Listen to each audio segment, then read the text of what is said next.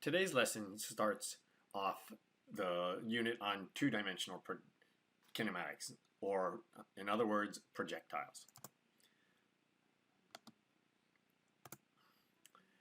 So basically what we're going to cover in this video is the introduction to two-dimensional kinematics. Before that, I wanted to refresh you on vectors, and then we'll start talking about projectiles, the definition and overview, and then start us into horizontal projectiles, which are projectiles that are basically launched horizontally, roll off a table, something like that. Okay, so up until now, we've been pretty much limited to one dimension. Okay, objects have been going forward or backwards, north, south, left, right, things like that. Okay, or we've done free fall where things go up and down. But real motion is not going to be that limited. We're quite aware that things can actually happen in 3 dimensions. We're not going to get up to 3 dimensions, though the formulas that we use can certainly be extended to that. We're pretty much going to limit ourselves to 2 dimensions because when we throw projectiles, they pretty much stay in just 2 dimensions. Unless you're a professional baseball pitcher and you're throwing curveballs anyway. So up until now, what we've looked at are vectors and the various kinematic equations, and those tools are going to help us analyze 2-dimensional motion. First off, here are the 4 equations that we're familiar with. Okay, final velocity equals initial velocity plus acceleration times time, etc., etc. Okay, it's important to remember the first 3 listed here are actually vector equations. Okay, they're not just numbers that we're plugging in. Okay, they're I-hats and J-hats as we've talked about. Okay, so I'll show you how that looks in terms of 2 dimensions. But I also want to remind you that the last one, okay, the V final squared is equal to V initial squared plus 2A delta D, that's not really a vector equation. Part of that is because we don't really know how to square a vector. We can square the magnitude, but what happens to the angle? Okay, we don't really know at this point, so we're treating that as a scalar equation. We're just working with the magnitudes of velocity and acceleration and displacement in that case. And as long as we're talking about just one axis, then that equation is perfectly fine. And again, just to reiterate, these 4 equations are based on the fact that your acceleration must be constant. It must stay at the same value the whole time. So just a refresher, okay, a vector has both magnitude and angle. So for instance, a velocity could be 26.2 meters per second at an angle of 220 degrees. I can't really add vectors, okay? If I had another vector in magnitude angle format, I can't really add it in that format. So we convert it into the I-hat, J-hat components, or X component and Y component. In this case, the X component becomes the magnitude times the cosine of the angle theta, and the Y component is the magnitude times the sine of that angle theta, or basically 20.1 meters per second and 16.8 meters per second, okay? Don't forget that we need to make our adjustments for that for the quadrant that angle or vector is in. So in this case, it's in the 3rd quadrant. So both the X component and Y component should be negative, and they are. Okay, so since this was a velocity vector, what that vector means is that this vector or object is moving in both the x-axis and the y-axis, and that's perfectly okay. Okay, we're going at an angle. That's fine. And when I add vectors, okay, we add the x-axis components separate from the y-axis components. Okay, if we look on this, okay, all the x-axis components or I-hat components stay there. Same with the y components. Okay, those are treated and added separately. What that means is we're just basically going to focus on one axis at a time, and each axis is basically its own little separate kinematics problem. Okay, so definition of a projectile. Okay, projectile is basically any object. It really doesn't have to be a bullet or a cannonball or it can be just about any object. I can throw a ball, I can throw a rock, doesn't really matter. Okay, what matters is that this object is not going to be in contact with any other object. The only force that's going to be acting on this object is gravity. Okay, so again, just like we talked about in free fall, we basically only have that 9.8 meters per second squared acceleration straight downwards.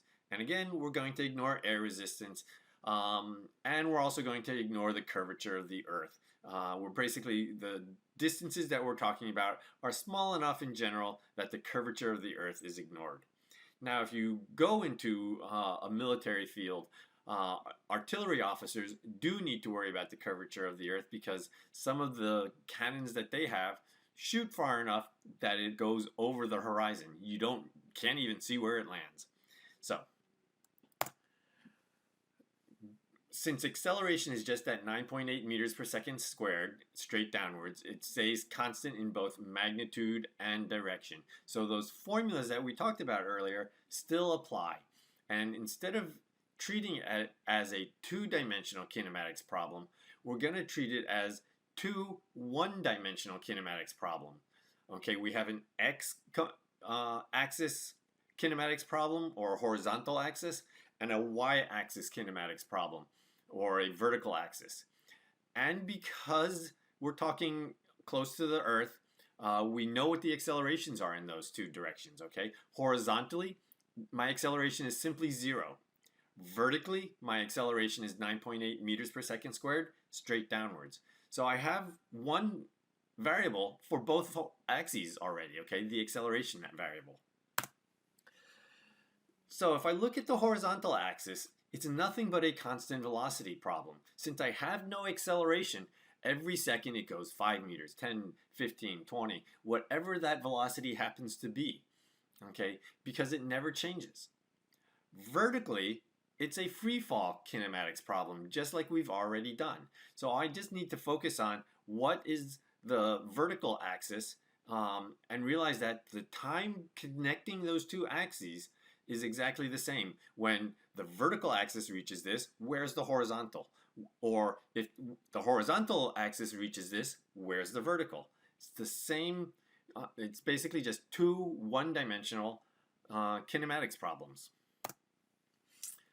And when we do projectile problem types, I basically break the problem types into two separate categories. The first category is what we're talking about today, and that's horizontal projectiles. This is the situation for things that are launched horizontally, or they roll off of a horizontal surface like a table or a cliff, something like that. Okay, and horizontal projectiles make up a large percentage of the problems we encounter. I could treat it as an angled projectile problem, okay, in that it's a simpler version of the angled projectile. But because of that simpler nature, I like to treat horizontal projectiles as its own separate problem. So here's an example, okay? The problem could read something like this, okay? You have a pool ball, not a water pool, but a billiards ball. Okay, this pool ball leaves a 0.60 meter high table with an initial horizontal velocity of 2.4 meters per second. Okay, so we have a height of this table, and since it rolls off the table with an initial horizontal velocity of 2.4 meters per second, this is a horizontal projectile problem. Okay, so the question then asks you to predict the time required for the pool ball to fall to the ground and the horizontal distance between the table's edge and the ball's landing location. Okay, so translating that into a problem that you might be a little more comfortable with, okay, what this problem is asking you is how much time is needed for the ball to fall 0.6 meters? There's your free fall problem, okay? How much time needed for the ball to fall 0.6 meters? And here's the horizontal problem, okay? What is the ball's horizontal position at that time? Okay, so that's really what that second sentence up above is asking you. Calculate the time needed to fall, and at that moment in time, where's the ball's horizontal position? So right off the bat, it's we know the two accelerations, acceleration x and acceleration y.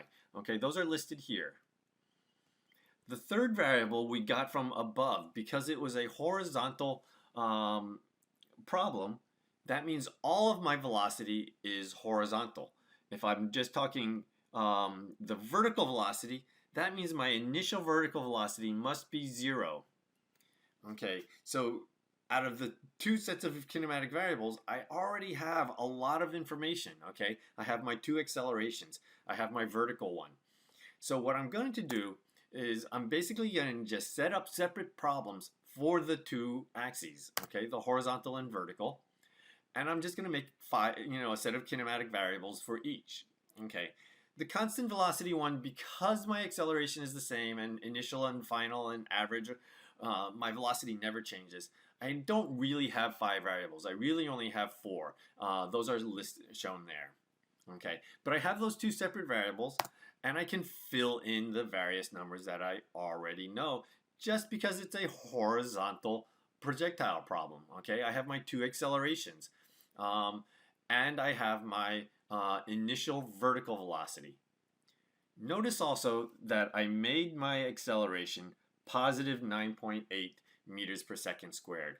What I've basically done at this point is I said down is the positive direction. The reason I want down to be the positive direction is it gets rid of all sorts of minus signs, and I realized that my displacement in the y direction is going to be a positive number instead of a negative number, which it would have been if acceleration or if downwards had been negative. So once I filled in the 3 variables, just because it's a horizontal problem, okay, I can look at the problem and pull out some more numbers. Okay, that 0.60, where does that belong? The 2.4, where does that belong? Okay, and if I fill those in, then clearly my displacement in the y direction, yes, it's downwards. Downwards is the positive direction. So we're talking 0.60 meters. On the x-axis, that's my horizontal velocity, 2.4. That's where that goes. Okay, so I've filled in a lot of my table at this point. Okay, I have 3 variables on the y-axis, the free fall vertical axis, and I have 2 variables on the x-axis or constant velocity. And the rule is I need 3, so I'm always going to start with the axis that has 3 known variables. It's not always the y-axis, sometimes it's the x. But let's just start and figure out what the time is, okay? How long does it take to fall 0.60 meters at an acceleration of 9.8 meters per second squared?